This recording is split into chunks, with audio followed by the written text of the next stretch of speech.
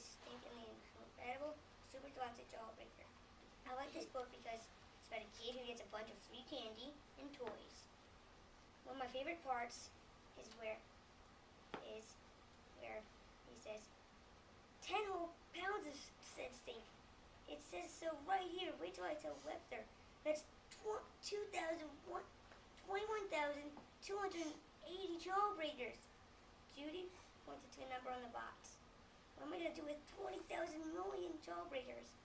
The 20,000 million cavities, of course, said Judy. Come on, let's divide them up. We can each set up our own jawbreaker store and trade them with each other. Or we start our own jawbreaker museum.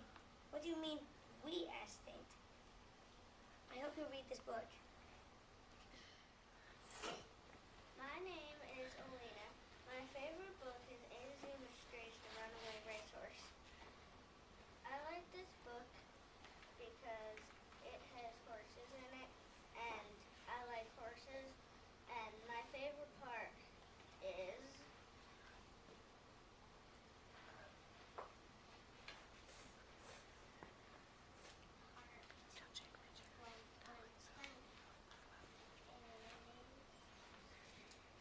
Ruth Rose showed Judy pictures until she found one with Sunny and Whirlwind in Barn E.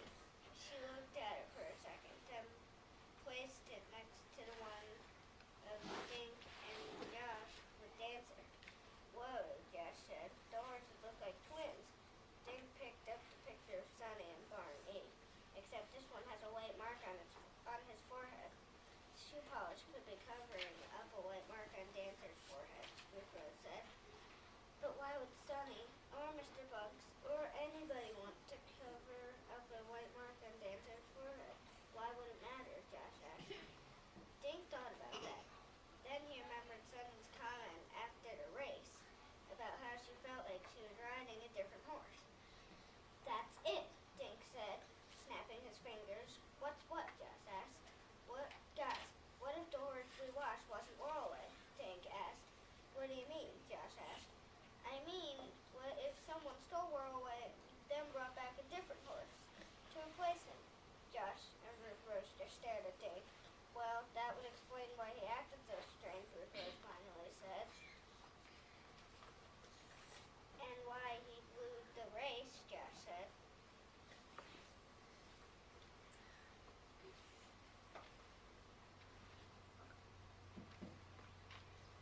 I hope you read this book. My name is Nathan. My favorite book is Darth Vader. I like this book because it's really funny and there's a lot of funny things in it. My favorite part is when the pizza pickles blow up in the oven. And it's like this. And we sat down together to have done every project together since then. And she's never looked at me like I was a clueless idiot again. Except for the time our pizza bagels blew up in the microwave because I put them in for 2 hours instead of 30 minutes. But then she laughed and helped me clean it up. I hope you'll read this book. My name is Josh. My favorite series is The Secrets of Drew. I like this book because it's very mysterious. You never know what's going to happen, and it's magical. My favorite part is when in the first book they find the world because they're supposed to clean up the basement. Sorry, I've got to clean up all this stuff, and I'm coaching, Neil said. Ball, please. Julie passed the ball to Neil and looked around. It looks like a big job. I'll help. How about a little game for us, Neil said. He stood up and bounced the ball once, and then it swung his foot hard. Heads up, everybody. Wait, Eric yelled, ducking behind the box. Too late. The ball was already in the air. It bounced off the tool bench and smacked Neil right in the face. Ow, my nose. Serves you right, said Julie. The ball bounced off the washing machine and rolled into the shadows by the stairs. All together, Julie jumped after the ball and stopped. Hey, what's this? She pointed to a door in the wall under the stairs. It was open slightly. My house has that too, said Neil. There's a cool little closet inside. Eric remembered seeing that door a million times, but he had never been inside.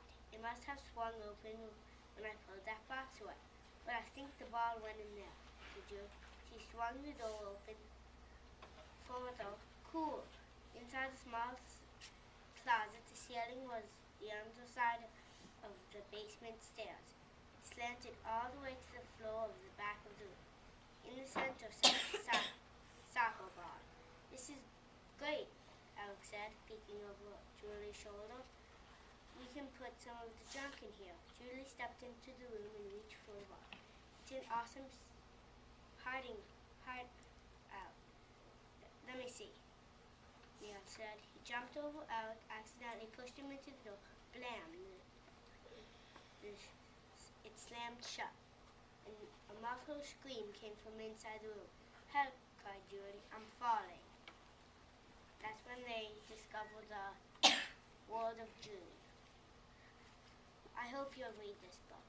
My name is Jennifer, and this book is called The Jaguar Shown the A to Z Mystery Series. This is by Ron Roy. I love this book because it is a mystery book, and I love mystery books. I have a favorite page. Stink blinked his eyes.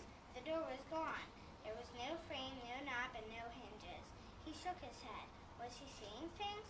Dink found the bathroom, used it, then hurried back to Josh and Ruth. Guys, listen to this. Dink told them about Yvonne and the vanishing door. After she shut the door, it disappeared. Honest. Disappearing doors? Josh thought. Maybe it's her private bathroom or something, Ruth Rose said. Suddenly, Dink remembered what his uncle had said to him. When my uncle hugged me upstairs, he whispered, "Remember your cookie in my ear." Josh grinned. Maybe he was hungry, he said. Or maybe he was telling you to remember the fortune in your cookie, Ruth Rose said. I saved it, Dink said. He reached into his jacket pocket. What? Dink pulled out his uncle's brass key ring. Where'd this come from? That looks like the key to your uncle's office, Josh said. You're right, Dink said. He must have dropped it into my pocket when he hugged me. Dink reached back into his jacket pocket and pulled out a slip of paper from his fortune cookie. Your eyes will play tricks on you, he read. Your fortune is already coming true, Ruth Rose said. I wonder if mine will. I'm supposed to find a treasure. Look, said Josh suddenly. He pointed out the window. There's that jewelry lady. I like that page because the mystery is somewhere spotted in that page. And I recommend this book because it is mysterious.